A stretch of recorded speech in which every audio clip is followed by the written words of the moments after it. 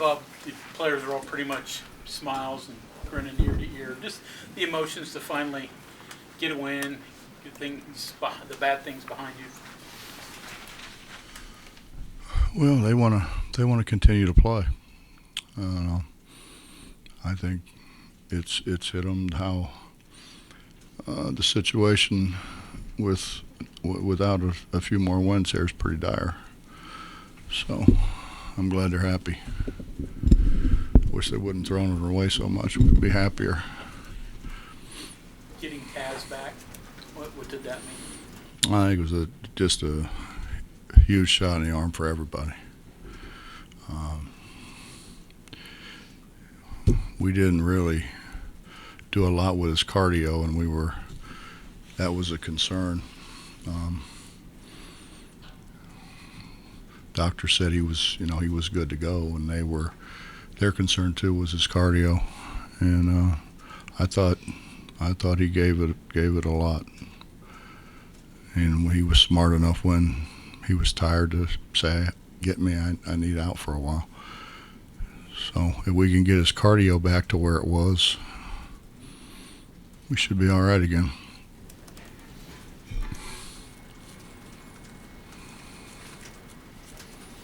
Get to Roy Williams.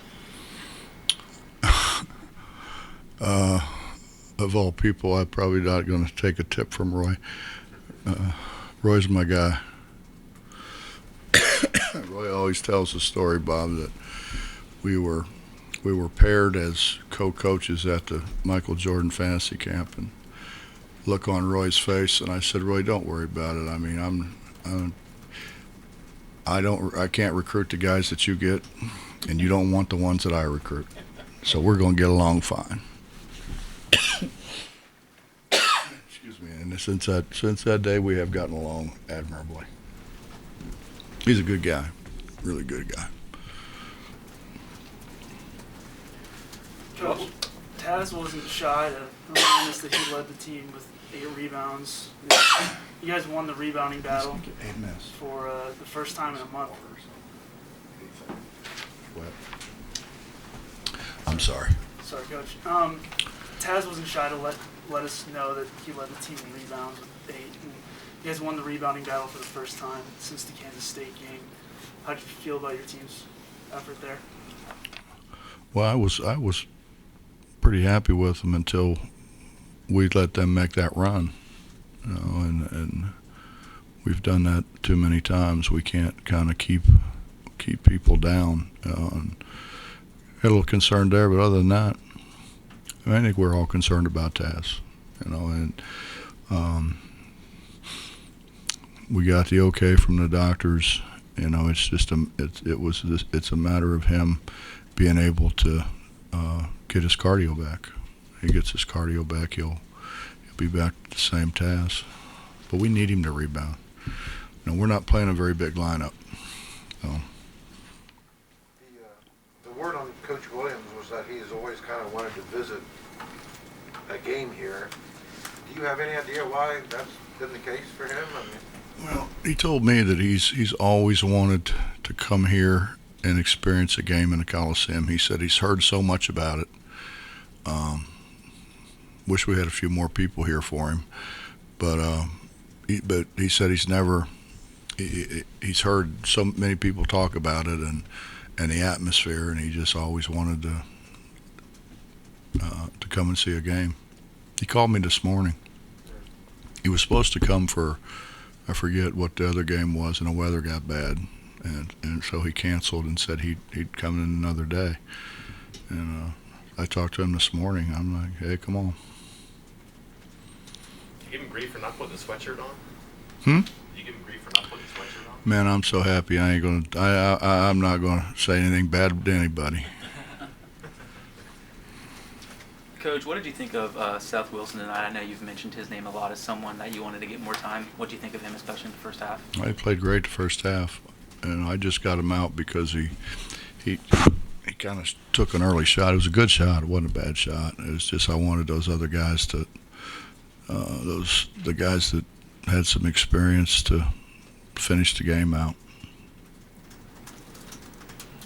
Bob, you've been complimentary of the effort of your guys for the latter few games of this now the extinct losing streak. When it goes on, do you worry about that not sustaining if you don't get a win soon, or do you think they had that kind of as long as it might last? No, I think they're they know that we didn't give the effort that we have to give. We're small. We really don't have an inside presence offensively, which makes it tough. And we lost so many 50-50 balls. And we've gone back and looked at the 50-50 balls. Well, we're reaching for them and other people are diving. And to see those guys diving on the floor today was great. And our guys diving on the floor today was great. Explain the lineup change and also the combinations you were playing as the game went on. Just who we thought matched up better with Iowa State after the practice. We did a lot of we did all of their stuff that we had scouted in practice, and the guys that we thought handled that better, those were the guys we were going to start. But we can't throw a bunch of guys out there that are too young either. We have to have some veterans in there. You were talking about Taz's cardio. Was he able to even practice with you guys Monday, or? He practiced yesterday and practiced Monday. Oh, he didn't practice Hmm? Monday. That is yesterday. Monday was yesterday. Monday was it? I don't know. He practiced yesterday. Okay. So you found out today he could play then, right? No, they didn't say that he couldn't play. It was they were really concerned about his cardio, and I don't know, probably the cardio part of it going to something else. We didn't put him in any situation to get banged around, but we just he wanted to play really bad. So There's obviously different concerns when a kid's coming back from COVID than when a kid's coming back from a concussion. But there's probably also an equal amount of questions, things that you look for, right? I have stayed out of it. I've got a lot of faith and confidence in BJ. I think he does a terrific job. He's a former athlete, so he knows. He has a better feel, I think, than guys who really never experienced what our guys are experiencing. So I've got a lot of faith and confidence in him. And then Randy Metters.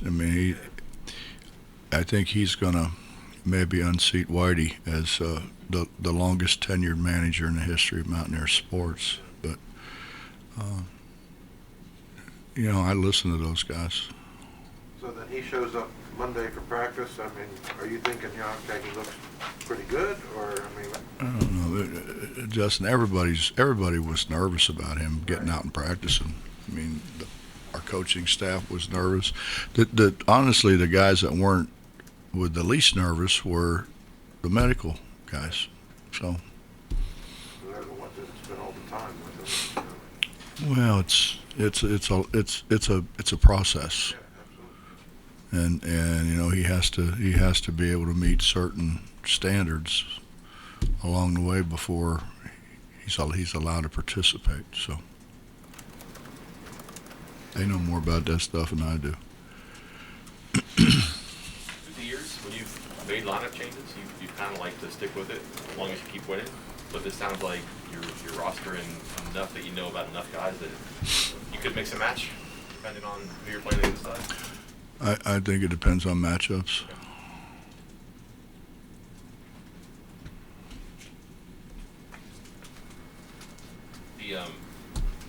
the matchup here tonight was that you were, I guess, shorter, smaller, lighter, whatever. Do you like that? Because you've been typically playing a little bit, trying to get as much size in there as you can, I'd say. But Yeah, but we don't have any size to put in there, so I mean that makes it pretty easy. I mean, Paulie's 6'5". There's no way DC's 6'9". He blocks shots because he's so long.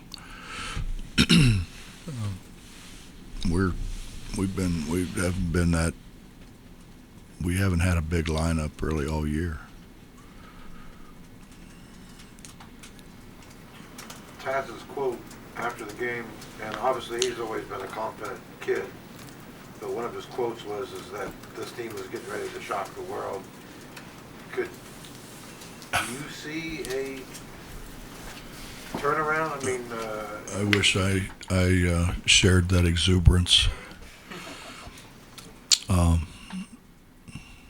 mean, we got 2 hard games coming. We got 2 road hard games.